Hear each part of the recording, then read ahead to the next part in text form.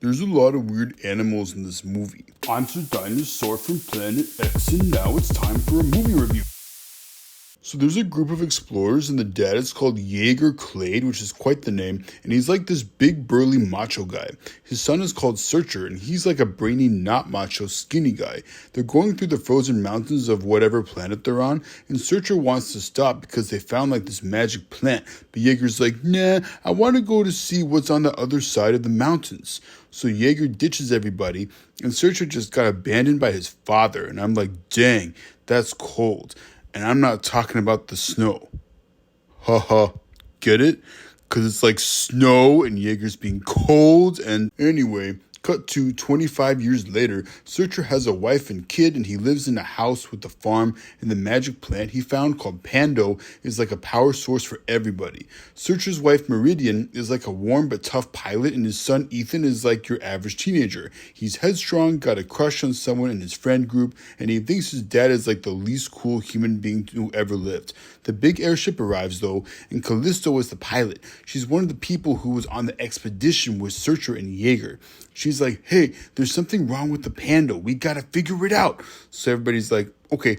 So they venture out in this big airship, but they get attacked by these like bird thingies. So they crash and go, oops, now we're in like the underground world where everything's all scary and wants to kill us 24/7. They get attacked by these red blob dudes called Reapers who have tentacles. And I'm like, ahem.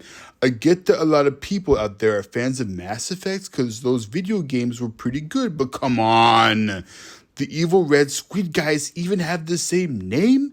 If they're gonna commit plagiarism, you'd think they'd at least try to have plausible deniability. Anyway, they find Jaeger and everybody's like, what? And Searcher's like, hey dad. And Jaeger's like, what? And now Searcher and Jaeger are going to argue for like the rest of the movie, since Jaeger's a big macho guy and Searcher's a brainy skinny guy. Meanwhile, Ethan finds a little blue guy named Splat, and everybody gets attacked more by the big red guys. So Ethan gets annoyed by Jaeger and Searcher and they're arguing, but there's an interesting part about all of this. Usually movies like this would be all like, hey, you don't have to be a jock, it's cool to be brainy. Or, hey, if you find a way to do jock stuff without being a big musclehead, it's just as good. But in this movie, it suggests that Ethan can learn from both his father and his grandfather. There are good aspects of macho stuff and good aspects of brainy not macho stuff. You can see the value in both things. So that's cool. More of that and less creepy tentacles, please. So after a big argument between Searcher and Jaeger, they split up, and Searcher and Ethan find what's beyond the mountains. It's this big animal dude that is like the whole world or whatever. And long story short, they realize that the Pando is like a cancer on the big animal dude that is the whole world. So Searcher has been like, yeah, dad, I'm a farmer and I'm cool, even though he's like a cancer farmer. Yikes, dude.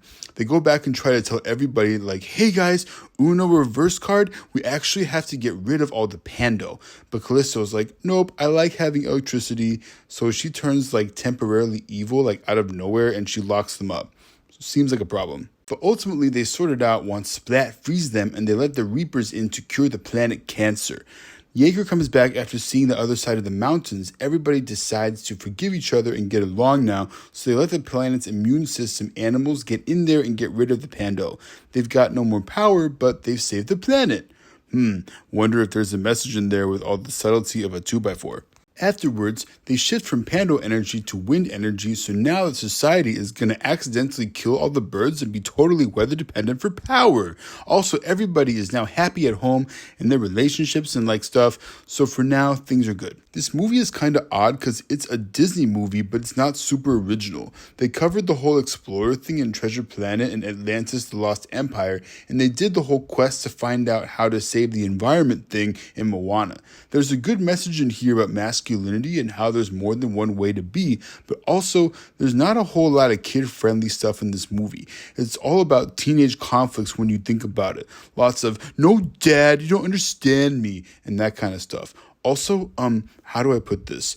There's a lot of tentacles in this movie, and this is the internet, so it is definitely not for kids, but otherwise, it's good for teenagers.